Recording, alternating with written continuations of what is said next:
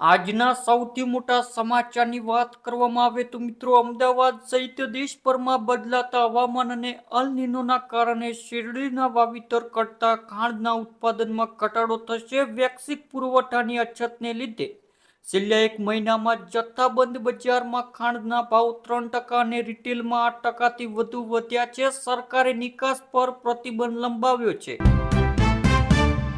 ત્યારબાદ મિત્રો ગુજરાતમાં 5 દિવસ ભારેથી અતિ ભારે વરસાદની આગાહી. સૌરાષ્ટ્ર અને દક્ષિણ ગુજરાતના 15થી વધુ જિલ્લામાં એલર્ટ આપવામાં આવ્યું.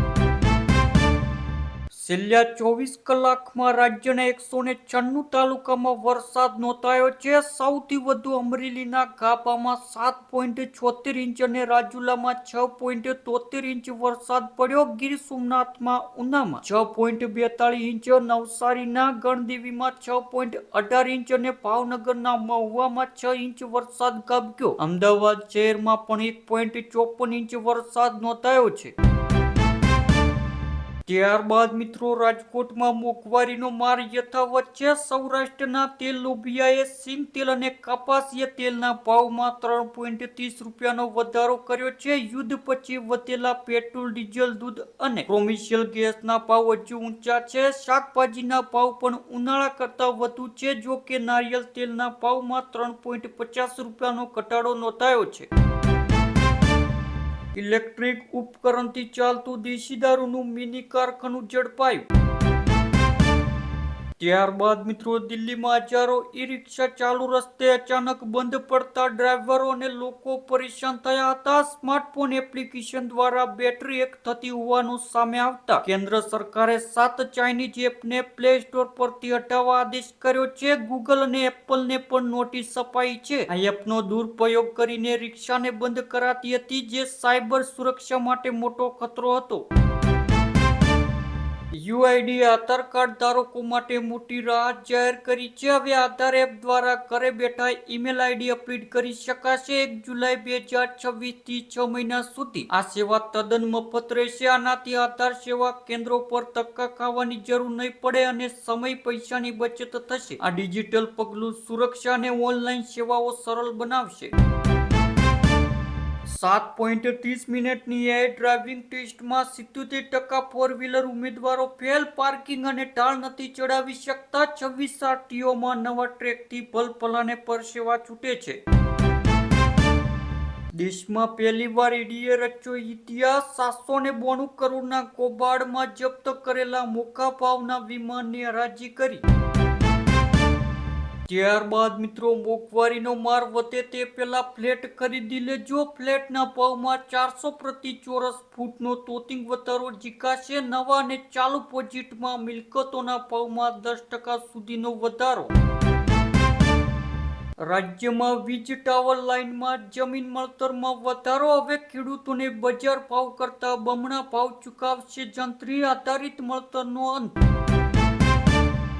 ત્યારબાદ મિત્રો ખેડૂતો માટે ખુશખબર. ખેતરોમાં વીજ લાઇન અને પોલ નાખવા સામે લાંબા સમયથી ચાલી રહેલા દેખાવો બાદ ગુજરાત સરકારે ખેડૂત હિતલક્ષી નિર્ણય લીધો છે. હવે જંત્રીના બદલે પર્વતમાન બજારના ભાવના આધારે મળતર ચૂકવાશે. ઉર્જા વિભાગ આ અંગે પરિપત્ર જાહેર કર્યો છે. ટાવર માટે જમીનની બજાર કિંમતના 200% અને કોરિડોર માટે વિસ્તાર મુજબ 30% થી 60% વળતર ચૂકવશે. હિમાચલ પ્રદેશમાં વરસાદ અને ભૂસ્ખલનથી મોટી આફત. 9 લોકોના મોત, 50થી વધુ માર્ગો બંધ.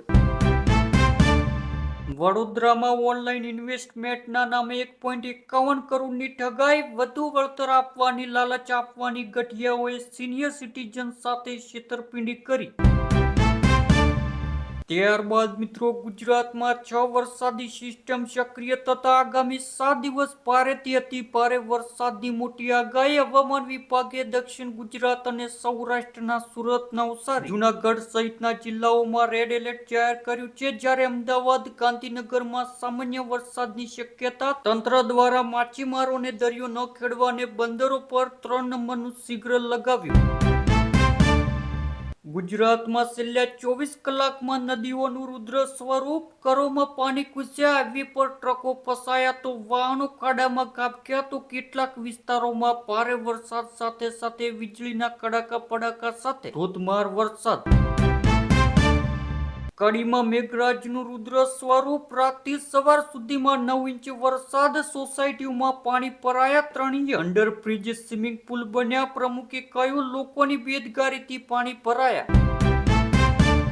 ત્યારબાદ મિત્રો અયોધ્યા રામ મંદિરમાં વીઆઈપી દર્શનના નામે શ્રદ્ધાળુઓ પાસેથી 20 થી 25,000 રૂપિયા વસૂલવામાં આવતા હોવાનું ઘટસ્ફોટ થયું. એસઆઈટી તપાસમાં કૌભાંડ સામે આવ્યું છે, જેમાં એક સક્રિય ગેંગ હોટલો મારફતે શ્રદ્ધાળુઓનો સંપર્ક કરી વિશેષ દર્શન માટે પૈસા લેતી હતી. સરકારનો મોટો નિર્ણય, ઈ-રિક્ષા બેટરી મામલે ગૂગલ અને એપલને 7 એપ બંધ કરવાની નોટિસ. ત્યારબાદ મિત્રો આગામી 3 કલાકમાં અરવલ્લી, બનાસકાંઠા, જૂનાગઢ, મહેસાણા, પાટણ અને સાબરકાંઠામાં મુશળધાર વરસાદ, ભારે ગાજવીજ અને વીજળીના કડાકા પડાકા સાથે 41 થી 61 કિમી કલાકની તોફાની પવનની આગાહી. લોકો તાત્કાલિક સતર્ક રહેવાની પણ અપીલ કરવામાં આવી.